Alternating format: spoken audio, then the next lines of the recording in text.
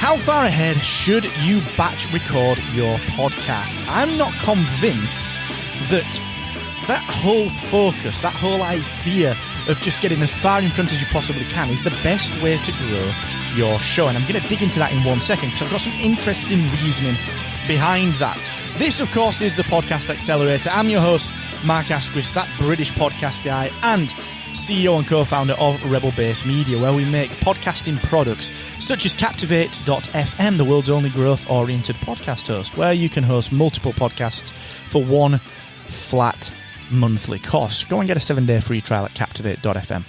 Now, like I said, we are kind of going to dig into this. There's a huge focus in certain podcasting circles, in particular entrepreneurial podcasts, businessy podcasts, big focus around batching your show and getting as far in front as you possibly can. And whilst it's got merit, I don't believe it's always the most effective way of recording your show from a growth perspective. Okay, so I'm going to give you my take on that in 1 second. But remember the team at AWeber. They are consistently supporting podcasters with what they do. Brandon and the team do wonderful work over there. And guess what?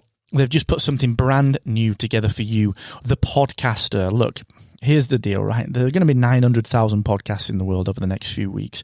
How are you going to stand out? The only thing that you've got is your own audience, and you need to own that audience. You've got to be able to completely communicate with them and completely relate with them and become friends with them. And if you can't do that, you're missing a trick, all right? AWeber lets me do that. And they've just loaded in to AWeber. When you sign up using the link I'm going to give you in a second, they've actually loaded in for you a podcaster's onboarding campaign. So when someone signs up, they've actually pre-built you a podcaster's onboarding campaign, which is absolutely fantastic, all right? So go and check it out. It's built for you.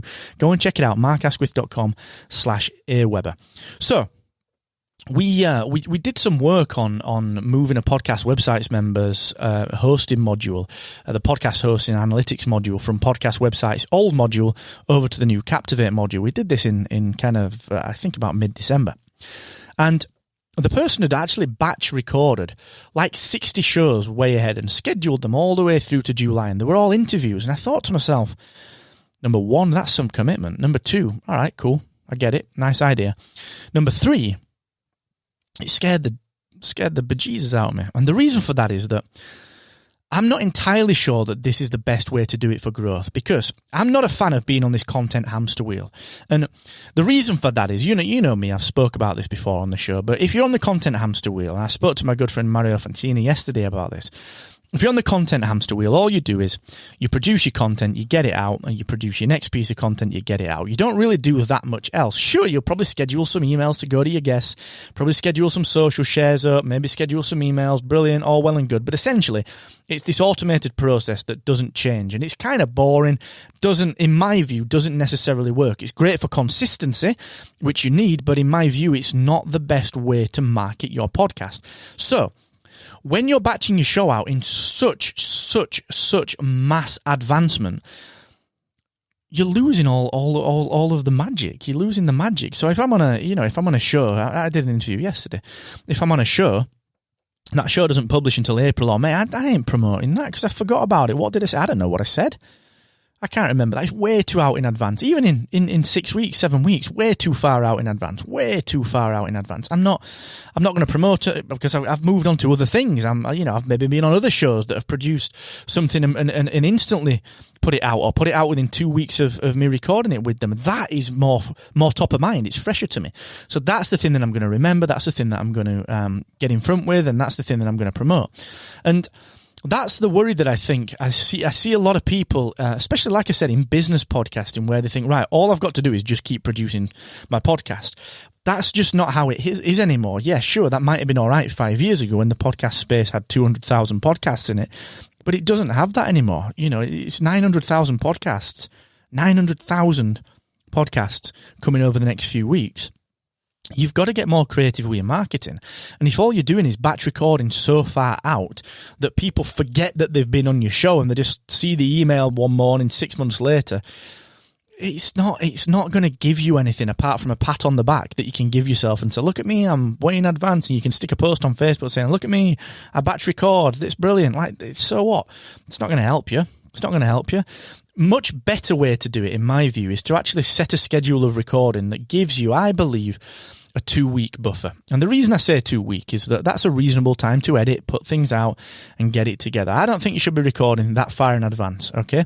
2 weeks. When I used to do my interview show, I got so many people wanting to be on the show, and I was saying no to people and saying, you're going to have to come back later. I ain't recording you now. I'm releasing it in 3 months. No chance. Come back later.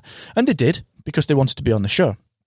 But the deal is that had I taken those interviews, I'd have had to, sure, I'd have been in front and I could have taken the foot off the pedal. But what's the point in that? Yeah, sure, you can market the show. The argument is, well, if I'm not recording as much, I can market the show as much. That's what you tell us to do, Mark. Yeah, that is what I tell you to do. But there's no point in me marketing a 2018 model of car when I'm trying to sell the 2020 model of car. I've got to be present as well. So you've got to find this balance. So in my view, I believe that you should be completely recording 2, maybe 3 weeks in advance. And you should only be doing that recording because, maybe that takes 3 hours. Maybe it takes 4 hours. You edit it and get it done. The rest of the time then you can spend on marketing. So maybe you only record once every 3 weeks or once every 2 weeks, but you do a 3-session session. Yeah, that's right, isn't it? You do a 3-episode session when you record. I very rarely record much further than a week and a half in advance. Even when I'm batching the accelerator, I would rather, say if I'm traveling, which I'm going to be early February to early April, we've got 9 weeks, Sam and I have got 9 weeks of travel. We're speaking at Podcast Movement Evolution, Social Media Marketing World, Traffic and Conversion Summit. We're at Rain Summit in New York, and we've got obviously Podfest as well that we're speaking at and exhibiting at. And so even when I'm doing that, I'm not going to batch record now and get ahead with it, because I'd rather do it on the fly. I'd rather take something with me like a Zoom, which I'm going to teach you about in a little while. I've got something special coming from Zoom. And I'd rather just record on the floor. I'd rather do it there and then, because it's present. I can market that. But what I'm not going to do is I'm not going to record it and then instantly publish it. So what I'm talking about here is that balance, all right? You need time to market something, but you also need time for you to remain present in that recording. So I think that 2 to 3 week period is perfect because you've got enough time to pre-market it, enough time to post-market it, enough time to talk about it authoritatively because you can remember it. It's still fresh in your mind. And if you've got guests, they still remember doing it, okay? So that's my advice. Right or wrong? So what? All right, that's just my advice. That's what I would recommend. I think you should try it. I certainly do that. And I would just make sure that you don't get too far in advance, because all you're doing if you do get too far in advance is patting yourself on the back. All right? Patting yourself on the back ain't going to grow you, sure. Remember that, okay? So listen, thanks for joining me. It's always a pleasure. I'm going to be back, obviously, on the next episode where I'm going to be talking about whether or not you should pre-market your podcast episodes. Whether you should pre-market your podcast episodes. We'll get to that on the next episode anyway. So until the next time, do check out Captivate.fm for your hosting needs. It's an outstanding platform. We've got some amazing podcasters on there working with, which is a bit of a childhood dream of mine, working with the Jerry Anderson Podcast Network, Thunderbirds and Stingray and Terrahawks, which is I just absolutely love that, especially being in the UK as well. So we've got some amazing people on there, some amazing indie podcasters on there. Go and check it out. Please go and take a look. Captivate.fm. Try it for 7 days. Until the next time, thank you for joining me. And never forget, the more you expect from yourself, the more you will excel.